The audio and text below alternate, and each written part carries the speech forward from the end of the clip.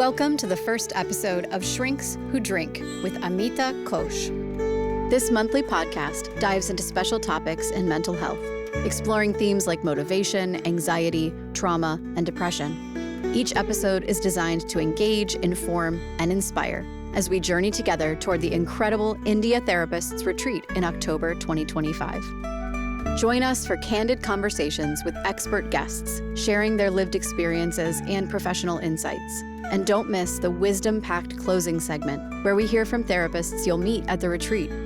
Let's spill some tea, share some stories, and build a stronger mental health community, one episode at a time. Your host, Amita Ghosh, is a passionate mental health advocate and professional dedicated to fostering meaningful discussions around mental wellness. With a knack for storytelling and a love for connecting with others, Amita brings warmth, insight, and a touch of humor to every episode. Get ready to explore deep topics, hear unique perspectives, and gain practical advice as Amita leads the way to our shared destination, the incredible India Therapists Retreat in October 2025. Now let's get started. Hello everyone, and welcome to the very first episode of Shrinks Who Drink. I'm Dr. Ingrid Edwards, and I'm absolutely thrilled to be here as your host for this special debut. Amita Ghosh, the brilliant mind behind the podcast and the upcoming Incredible India Therapist Retreat in 2025, has asked me, her longtime friend, to help introduce her to you. I can't wait to dive into this conversation and help you get to know this incredible leader and my good friend. She's also going to be the heart of the journey. Okay. So, what do you want me to say? I just want you to be happy to be here. Yes, I am very, very happy to be here. And thank you, Dr. Ingrid Edwards, for introducing me. So, we are going to have an incredible journey. I hope so. It sounds here exciting. And to India. So, first, I want to let all the listeners know this one's going to be just a little bit different because we are just getting to know you. Your other episodes are going to be on special topics and with special interest groups as well. So, this will be just us getting to know you. So, first, I want to know, please explain Shrinks Who Drink. All right. So, Shrinks Who Drink is a name that I came up with another friend of mine who is also a therapist. And this was years ago, pre-COVID, when we were thinking about doing a podcast, and we came up with the name. And we held on to the name. And unlike what you think, it's about shrinks who drink chai, which is tea, which is chai tea, which is Indian tea. So, as we go through this journey, I will talk more about drinking tea. I know, as you know, Ingrid, spilling the tea, and how to make some tea, some ginger tea, and things like that. But India is well known for tea, and we don't really drink. I mean, we meaning you and I don't really drink alcohol very much, but we do drink tea. So this all the time. Yes, all the time. So this is about drinking shrinks who drink chai tea. We should have some today. Next episode. Yes. Tea will be here. Right. So tell us a little bit about growing up in India then, and how that influenced your journey to be a psychotherapist. Sure. So I think I'm going to just go back a little bit and explain that, I did not grow up in the U.S. I grew up in India, and I came here to go to graduate school. Now, in India, you had to choose your specialization from high school onwards. So you had to choose pretty early which area you're going to study in college. And I had chosen humanities. And in India, psychology is considered a pure science. So when I went to college and I wanted to study psychology, I wasn't able to. So I had studied political science. But I was always interested in psychology. It was something that... Explain the pure science to me in India. Oh, okay. So in India, in high school, you had to either choose humanities, which were history, language, geography, that kind of stuff. Political science. Political science. Or you could choose chemistry, physics, biology, math, and those would be considered pure science. And in order to go into psychology, you would have had to pick pure science in high school, which I did not. So I wasn't allowed to study psychology in India.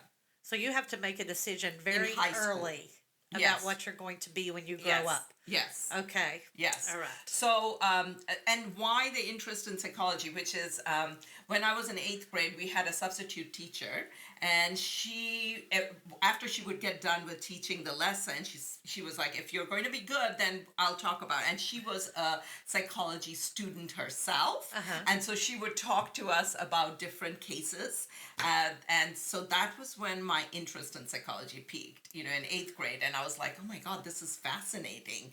So since then, I have been very, very interested in psychology and wanted to do it. But since I couldn't do it in India in college, my sister came to the U.S. and she was studying.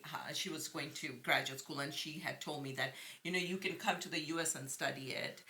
You might have to take some courses or something, but that's how I ended up studying psychology in the U.S. Nice. Very good. So we're going to get into a little bit more about your practice then. Yes. So you incorporate yogic and Buddhist philosophy into your practice regularly, correct? Yes. Yes. Can you explain how those traditions impact your patients essentially in their progress? So growing up in India, my family was not terribly religious. However, religion and the philosophy of India is just something that is integrated into your everyday life. And so one of the things that I realized, I think, through my journey through psychology here in this country is that my way of dealing with people or problems is a little bit different from the pure Western way of dealing with it. And the simplest way I can explain it would be that I tend to be very pragmatic, and I didn't quite always know what that meant or where that came from. And I know that some of my clients, they joke about it. Yeah. And they're like, every time I have a problem, I hear your voice in my head. So what are you going to do about it? Yeah. And so that's the piece about the pragmatism that I think it is actually, it comes from the yogic and the Buddhist psychology. And it comes from that philosophy. So in yoga and in Buddhism, there are the eightfold paths. So we'll talk about that down the road in some of our episodes about what that means and things like that. But that is where it sort of helps me incorporate that information into the way I work with my clients. And in the last probably 20 years, we've had the third wave of cognitive psychology, and that's where we have the field called ACT, which is acceptance and commitment therapy, and that comes from Buddhism as well. And so without even knowing that I was doing that, I was already doing it. I was already incorporating those kind of philosophies and ways of living your life and looking at your problems and things like that. Yeah. That makes sense. It really does. We might talk about that a little bit later because I thought of a question, but I want to make sure that we cover what we need to do to get to know you. So you talk a lot about motivation. I know in therapy and just in general as being your friend, I know that you are highly motivated. What motivates you and what makes you happy about providing therapy or healthcare? Okay. So I think that they are two different answers to that, but they are related. And this is where I'm going to bring up the idea of being an immigrant. So, immigrants are people who are leaving their country out of their own choice. They're different from refugees. Refugees had to leave their country because of war or, whatever. But immigrants are choosing to leave their country.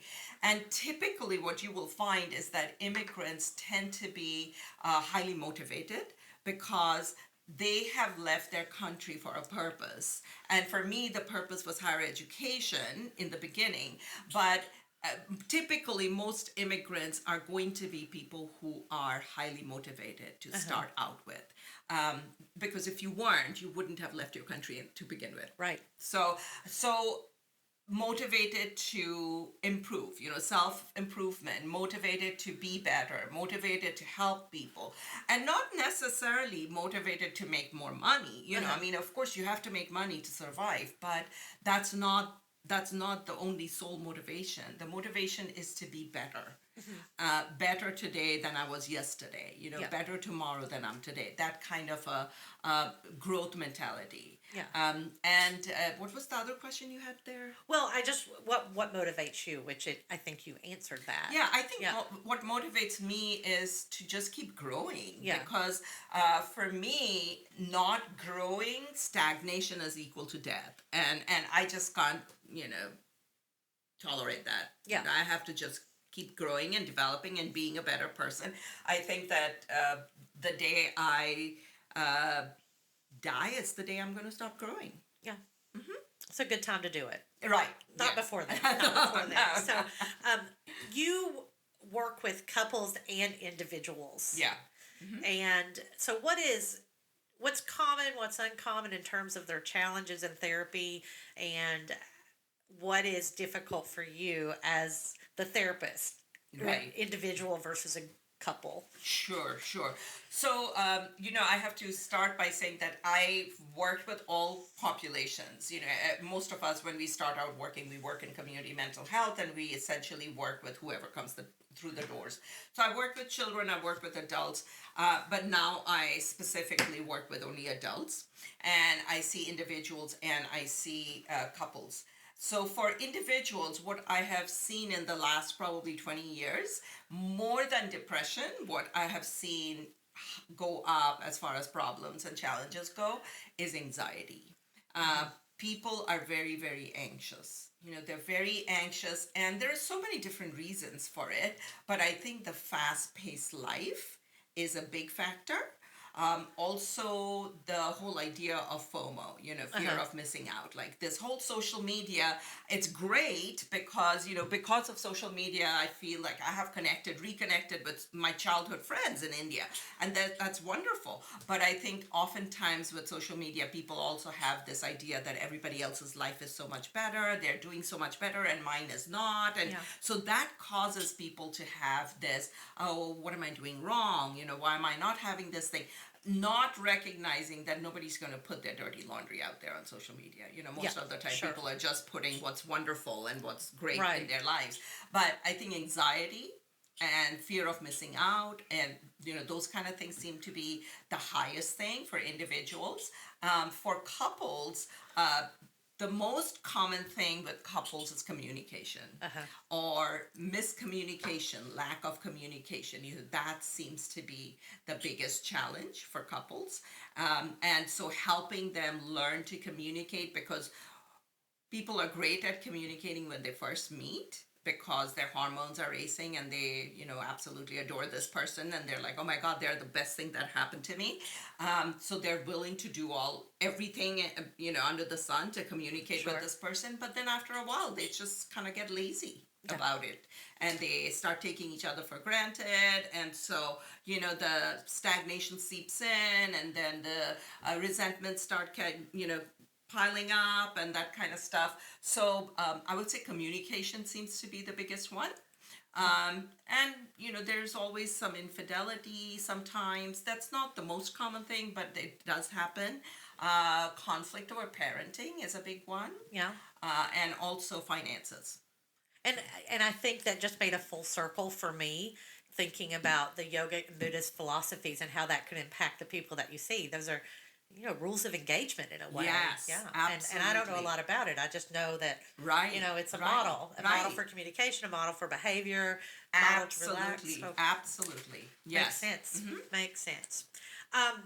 I want to ask you about ketamine-assisted therapy. What do you think? I'm just interested myself. Yes. It's sort of new, I guess. Yes. So ketamine is something that has been used for anesthesia for many, many, many years. But in the last about 15, 20 years, they've been using it more and more in therapy. Now, the history of using ketamine in psychotherapy has been they started out where you went into a clinic and a psychiatrist just hooked you up to an IV and you laid there with the ketamine. And they found that that's really not very effective. So ketamine would fall under this sort of the psychedelic medication or plant medication. I mean, ketamine now in the US is manufactured. It's not something that you're pulling some plants, some leaves out of a tree or anything like that. But it still falls under the plant medicine side of things. Right. And so in essence, a therapist is like a shaman who is helping you through the journey. So when you are taking the ketamine, you have to have, it's called set and setting. So you want to be able to make sure that you're setting the person up for success, that Right. the setting itself is appropriate. It's not that you're laying in a hospital bed with an IV in your arm and then like, okay, go home, be happy.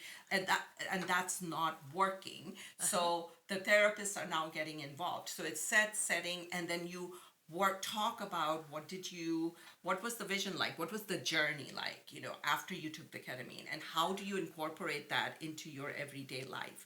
So that's where the ketamine therapy is going now.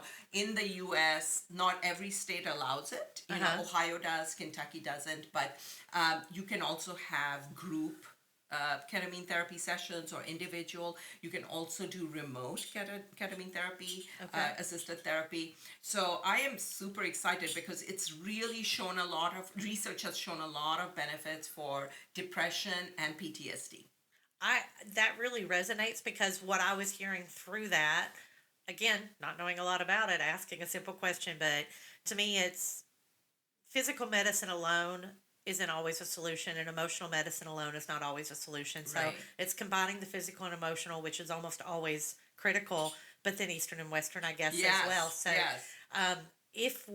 so thinking along those lines, when you think about physical and emotional and Eastern and Western, to me, those two things align. Being in healthcare myself, Yeah. a lot of the things that you think about from a behavioral perspective, because I would be more of a physical medicine provider, I want all of my patients to have emotional medicine support. Right. A lot of those things are Eastern versus Western. What do you think? So, about that? the Eastern way of medicine is not about treating the symptoms, it's about treating the cause. Okay. So, and that's then we go into Ayurveda. We're talking about Ayurveda, which is the other hand of yoga, and so it's the medicine part of yoga. Ayurveda is about using food as medicine. Okay. So in Ayurveda, we are treating the source of the problem as opposed to the symptom. So in Western medicine, we typically treat the symptom. Treat the symptoms. We don't treat the source of the problem. Yeah. So the Eastern way of doing the medicine is to look at the source of the problem and treat that. Yeah. Because I think sometimes in Western medicine you don't even find the source before you start to treat. So Right, that's right. very interesting. I do think things need to be integrated. I'm very excited to hear the other shows where you're getting to know other people, other therapies, and other topics. So that'll be very exciting. I have one other question. I actually have two, but this one. So with over 30 years of experience, how has the conversation around mental health changed? And I want you to particularly address that as it relates to Asian and Indian cultures. Okay. So all right. how has it changed, and then take it to Asian and Indian cultures. Sure. So I want to preface this by saying that, in the Western world, mental health is way more accepted, or mental illness and treatment of mental illness is way more accepted and open than it has been in India. I couldn't speak directly about how it has been in other parts of Asia, but at least in India, I can tell you that it never was something that people would talk about openly. Wow, And yeah. so the only thing that people would say about, if you said you wanted to become a therapist, they're really just thinking of you're treating somebody who's completely out of their minds, someone who is either schizophrenic or something like that, who has to be locked up in a hospital. That's the only thing people thought. So that was way back when. I believe it's changed a lot in India now because people are seeking out counselors, and they are, at least the younger generation, they're not looking at it as, oh, I am mentally ill. They're looking at it more as, I just need some help and guidance. Yep. And so they are seeking help out in India. Here, what I have seen in my experience is that the 20 to 40-year-old second generation Indians are like one of my largest client communities. Uh-huh. And they seek me out. One is because they see me as a bridge between their parents and their personal experience now. Okay. I am able to inform my clients about what their parents might be thinking and acting and why they're doing that. Yes. And also helping them bridge the gap between, oh, but I am born and raised in the US. This is what I believe, but my parents are asking me to do these things that I don't even understand why they're wanting me to do that. So I'm able to bridge that gap for them. Sure, that makes sense. So obviously, as younger generations, things become less antiquated. So it sounds like everything is more accepted everywhere, and it probably is younger people bringing new ideas, new thoughts, less prejudice to the topic. What other things do you think are changing the way we look at mental health in general? Do you think prejudices, I guess my question would be more, I'll make it more direct, because you sort of talked about the general change, and it's probably just younger people, but do you think the changes in the way that we look at physical medicine and how behavioral health supports physical health is changing? Do you think the healthcare providers are changing their attitudes as well as people, and what's driving it? So I would say, in the last 15 to 20 years, there has been a resurgence of interest in Eastern philosophy, Eastern thought, Eastern medicine, yoga, all of that. There was a kind of an interest in it in the 60s and 70s, and then there's been again another kind of peak of that interest that's happened now. And I think that's one of the areas where it has pushed physical medicine to start looking at, what else can we do? Because physical medicine also has its limits. Yeah. Also, a lot more Western scientists have put time and effort into doing research with the Eastern treatments. And so now they're seeing actual research results of, oh, so yoga does help. Yes. Oh, so mindfulness does lower your blood pressure. Right. So meditation does improve your depression. They're actually getting hard data about it. And that is where the shift is happening, is that it's not just some sadhu from India saying this works. Yeah. It's actually people, scientists, doctors, here in the West who are doing the research, and they're finding the same results.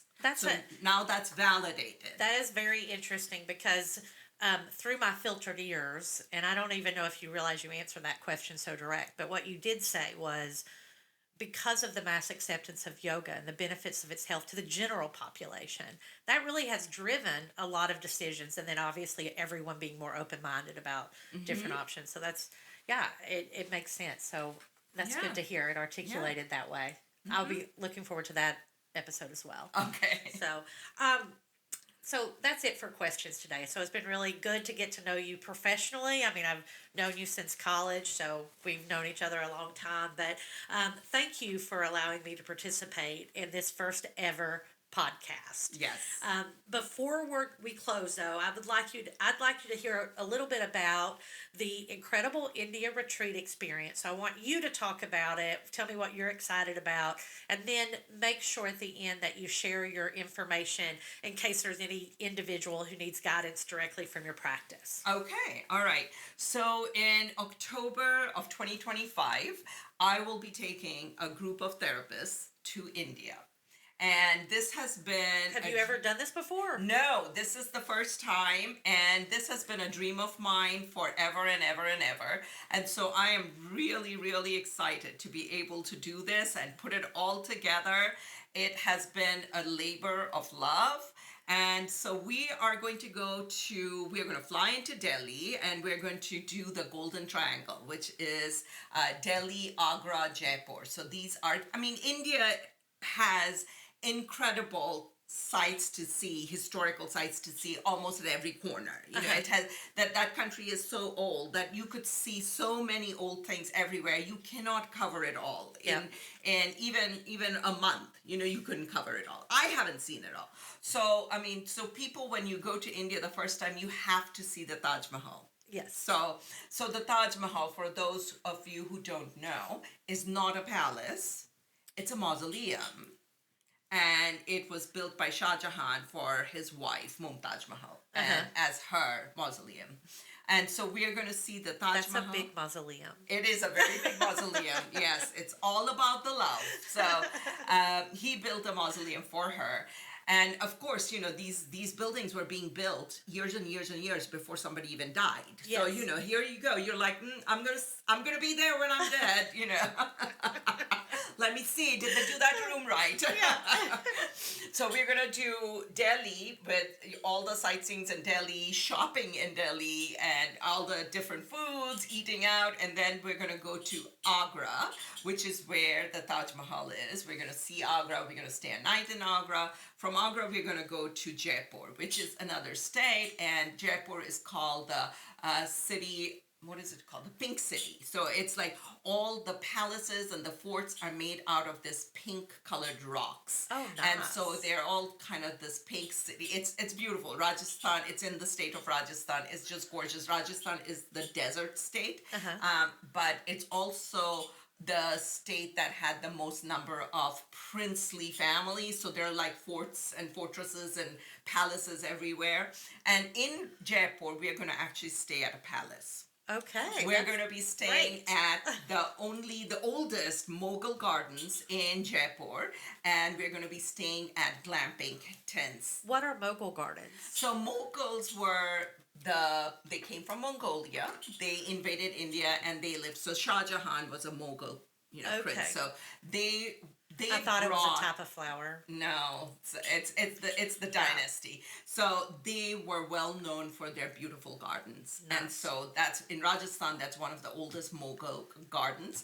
And we're going to have glamping tents in the Mughal gardens. Oh, that's wonderful. With air conditioning and everything and food. So we're going to be in Jaipur for 3 days. From Jaipur, we're going to fly to the southern part of India. So mind you, India is almost as large as all of Europe. So, it's vast. So the southern part of India is going to be totally different from the northern part of India. So we're going to go from the north to the south, and we're going to go to this city called Trivandrum. It's on the coast. It's on the western coast of India, and this area is just covered with palm trees. And we're going to be at an Ayurvedic resort and spa. Wow. And that is where the training is going to happen. Right now, I am scheduled to do the training on yogic and Buddhist psychology as it pertains to how to use it in today's life. And I'm working on another one. It's going to be Ayurvedic principles for mental health. I haven't confirmed that yet, but that's another one that I'm working on. So we're going to be there for 3 days. You will have access to yoga in the morning and the evening, food. So all food, all tours, all accommodation, everything is covered. And even the flight from Jaipur to the southern part of India. And then after the 3 days are over, then people will fly back home from there. So it sounds like to me that there's going to be a lot of learning for people like you, so other therapists. But it also sounds like if they wanted to bring a guest, that person would really enjoy the trip. But would someone like me, who's not a therapist, it also sounds like I might enjoy some of the continuing education units or whatever you all call them, because it does seem like there are lifestyle strategies as well. So the continuing education credits are, I'm not charging any extra for those. So as a guest on the trip, regardless of whether you are a therapist or not, you can attend it. Okay. And you can use the information that you get from there for yourself. Do you already have people who aren't therapists signed up Yes. for that reason? Yes. Right. Yeah. So you can attend it and you can come to the training, or you can choose not to. It's up to you. Yeah. But yeah, so that's an option. Nice. Very good. I'm very excited about all of the lessons that we're going to learn and all the people we're going to meet up to the podcast, because you already, or up to the retreat, we already have people who are going to give little drops of wisdom between Yes. now and the retreat in October. And so don't forget, please tell us how so the listeners know how to contact you if they Sure. need individual support. So you can contact me on telephone, and it's area code 859-391-1255. I'm going to repeat that, area code 859-391-1255. Or you can send me an email at resolve, that's RESOLVE .counseling, COUNSELING @gmail.com. So resolve.counseling@gmail.com. Is Resolve Counseling the name of your practice? Yes, that is the name of my practice. And You do individual, I do individual, couples. families, couples. Do you do corporate? I do corporates, sometimes corporate trainings Okay. and, that kind of stuff, workshops. So, yeah. Okay. Yeah. And, I would love to be able to help you and whoever is listening. And if I am not able to help you, I would be happy to direct you in the right direction. Very good. All right. Thanks for having me. Thanks for interviewing me. Are we finished? I think so. Okay.